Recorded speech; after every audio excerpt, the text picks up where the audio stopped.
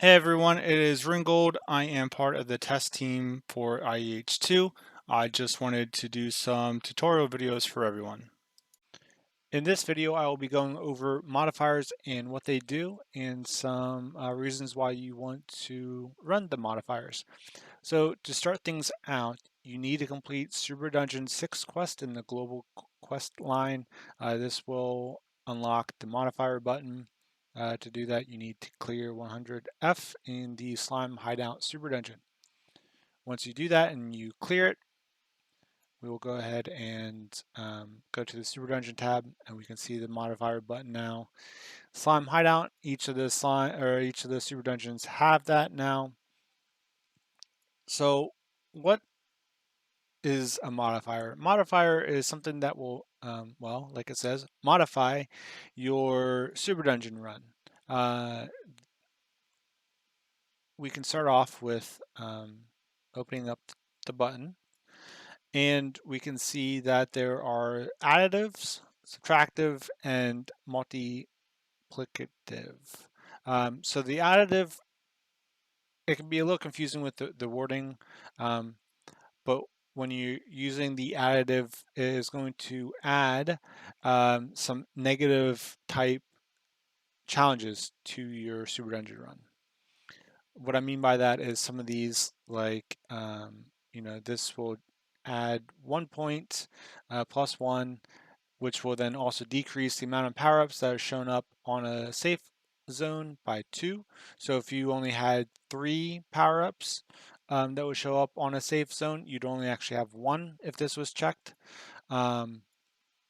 So it can make the runs a lot harder, even like decreasing your available class slots by 1, and this, you can keep going up and you get more points as you do so.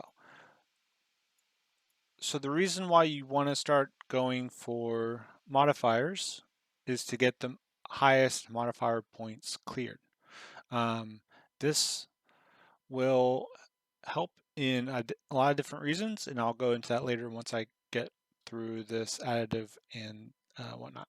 So additive, it will add modifier points. Subtractive will actually take away points, but they are like bonuses. So they're, like multiplying Super Dungeon challenge bosses. We can see that, I clicked that 1. So it's actually 6 minus 1, so I get 5. And then after that, you can go into the multi and, you can start increasing the monster level. And of course, as you do that, you're making the monsters a lot stronger. But you get more modifier points by that. So we can see that, with the times 3, I'm actually getting 15 instead of just 5 points without this. So it can be a really good way to get some higher modifier points. So the reasons why you want to go for that, why you want to go for the highest modifier points cleared. For one, it's per hero per Super Dungeon. So you have to run each hero and get as many points as you can per Super Dungeon. With that, you can get your max floor reached bonus that you get will actually get multiplied by your M. So like this here with this warrior stone gain is floor 100 times 1 plus 0.1 times M 32 times by the percent then, and that's how I get to 102,000 stone gain.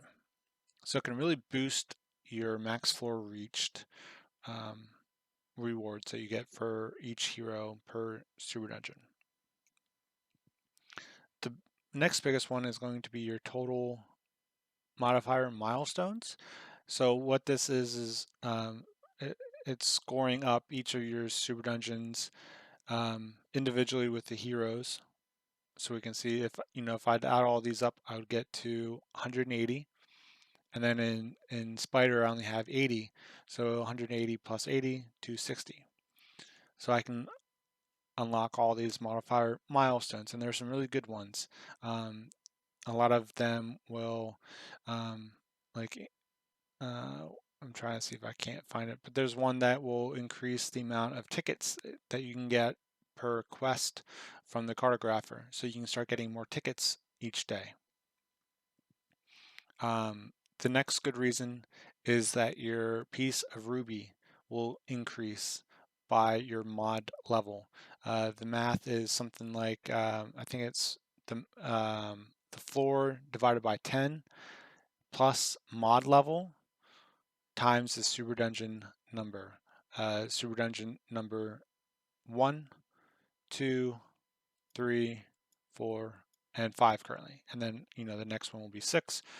So what that means is if I was on, so right here, I can do an M16. This is just, some of these modifiers that are +8, and then I have it set for ×2, so the monster levels are +50. That means that on floor 100, the math for the topaz or the piece of ruby would be it'd be 10 because 100 divided by 10 is 10, plus 16 for the mod level times 2 because that's the Super Dungeon 2 for Spider. So I should be getting it'd be 26 times 2, so whatever that comes out to be, 52 pieces of ruby that I would get on just floor 10 or floor 100. I'm sorry.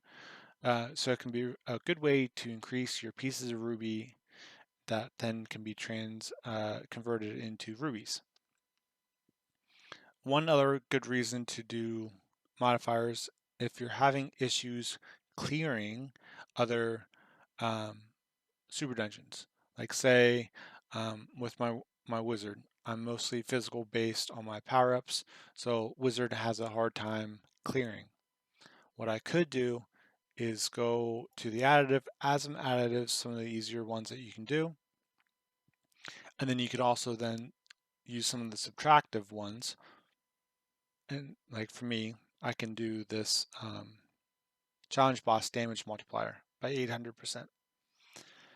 Now I won't get any modifier points from that, but it would let me then clear up to 100 floor, like some of these guys haven't even cleared it yet.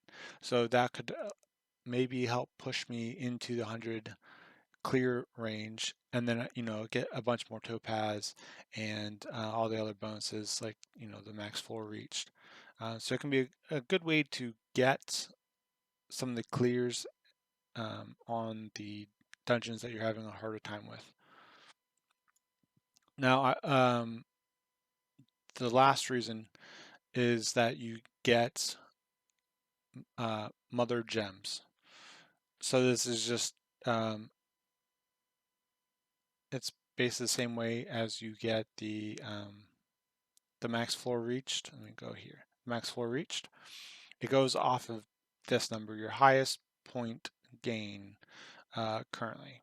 So my warrior on Slime Hideout has gotten 32 mother gems, and it just all gets added up. So you can just kind of go off your total modifier milestone.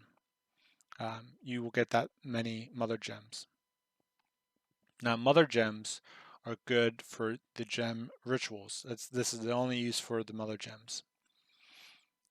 You start off with a few of these rituals, and then you can start unlocking more through the milestone or the modifier milestone progress. But some of these can be really useful, especially like obsidian. This will increase your monster defeated number. So basically, it's good for like the daily quests. It's good for some of the general quests.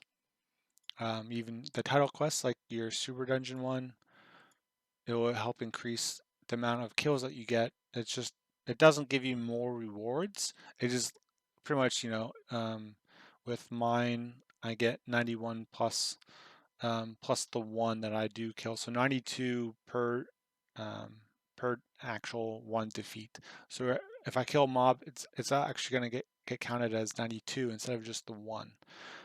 So that means like the quest is actually going to be a lot easier to complete.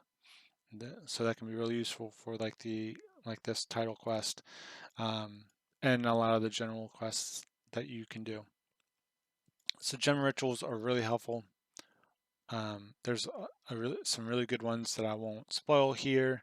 I think I do kind of spoil some of you just starting out with this, but um, you know, definitely something to be working towards and trying to complete.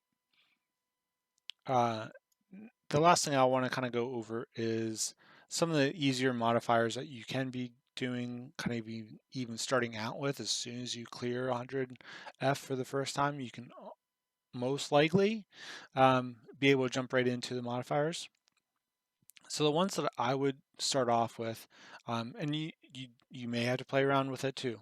I just know from my own experience that I was able to do this setup here without any issue. Let me just get it back to maybe what's more likely. So just a 6 modifier point run. You're going to do the start with 5% of max HP and then drain 20% of current HP. This will not kill you. You'll just be left with, I think it's 0.01 HP. So if you get hit once, you're going to fail. The next one is the 2 times drain speed. So that just means as you're holding in the dodge, it's just draining twice as fast. The next one is the drain 1 second available dodge. That just means if you do use the dodge and you succeed dodge, it'll take a second off. So that's on top of the drain speed as well. And the last one is going to be to swap magic or attack and magic attack with defense and magic defense. So all that means is that your whatever you have for your attack and magic attack will actually be your defense and magic defense, and whatever you have for your defense and magic defense will actually be for your attack and magic attack. Now, that can be good because your defense and magic defense before the swap will still count on the Armored Fury.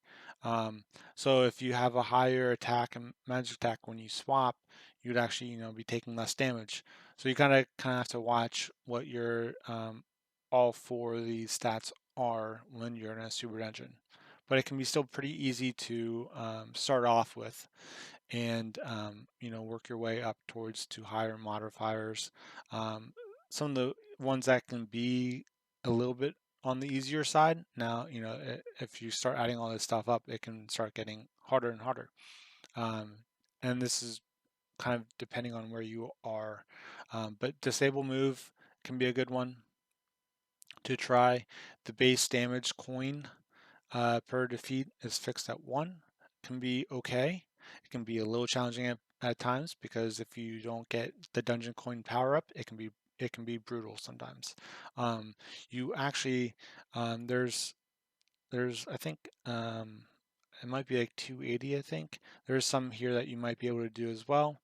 If you have higher amount of power-ups that get shown up at the save zone, you could start removing some of those. Or if you start getting higher grades, you may be able to remove some of the class skill slots.